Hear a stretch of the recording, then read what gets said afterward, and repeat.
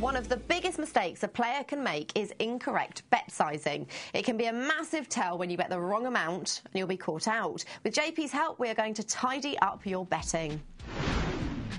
So, JP, question one, what are the fundamental things you need to remember when sizing your bets? It's quite important because you need to know what you want to achieve with the hand that you're going to play. So, and also it's relative to your stack. That's more so for tournaments. So you don't want to risk too much, say, or you want to try and maximise your potential by how you bet. So, for example, say you have a big hand, you want to try and size it so you can try and get the guy's whole stack at the end. So that's maybe you'll bet a bit bigger than normal. And then likewise, you can bet less on different kind of boards as well. So like paired boards, like 3 flush boards, things like that, you can bet like a lot smaller because the people either have a hand or they don't. So you don't need to risk as much, for instance, say when you're bluffing. So yeah, it's quite important. Number 2 is, how should you bet pre-flop?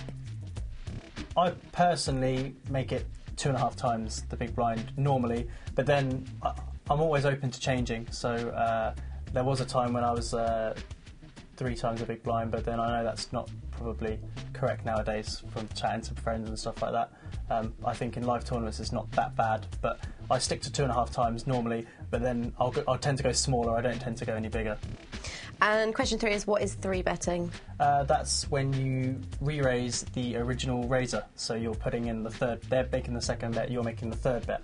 So that sizing, again, is like 2.5 times. So say the blinds are 100, 200, they open to 500. You want to be making it like 1250, 1300.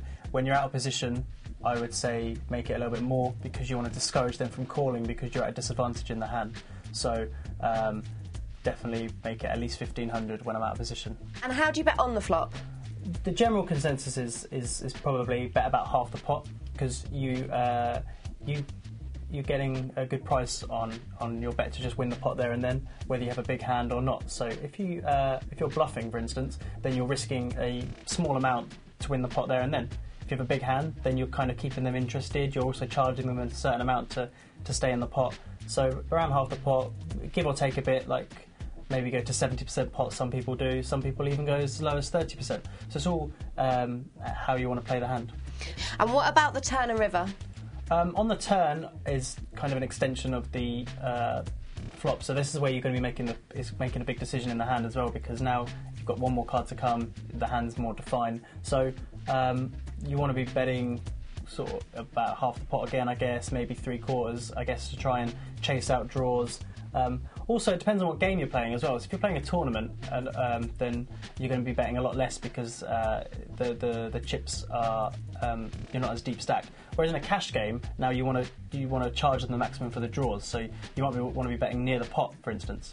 So that's how it's different. The river is quite a key point because all the information's out. Like you're either winning or you're not. So you have to decide what they have. So. And what's the best way to achieve this and what you're trying to protect, like tell a story. Basically, playing a poker hand is like telling a story. You're trying to sell the fact you have a good hand or trying to pretend like you have a bad hand when you have a good hand. It's stuff like that. So sometimes you might want to bet small to try and make it look like you want them to call, but really you don't.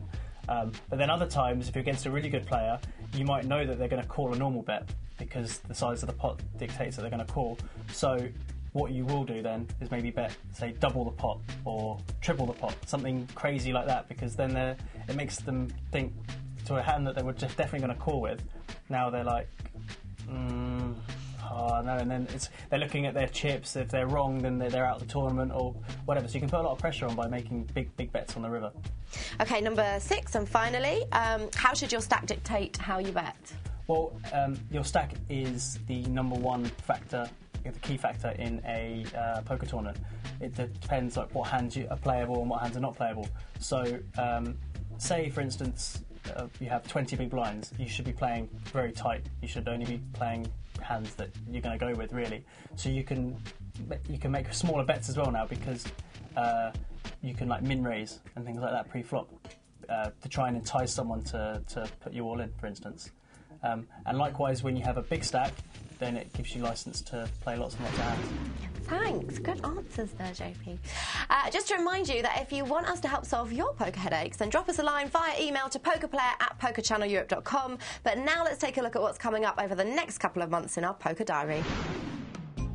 Nottingham's gargantuan Dusk Till Dawn card room is fast becoming known as the home of deep stack tournaments. So why not see what the fast is about on November the 13th? For just £112, you get 10,000 chips, 30-minute blinds and a 30k guaranteed prize pool.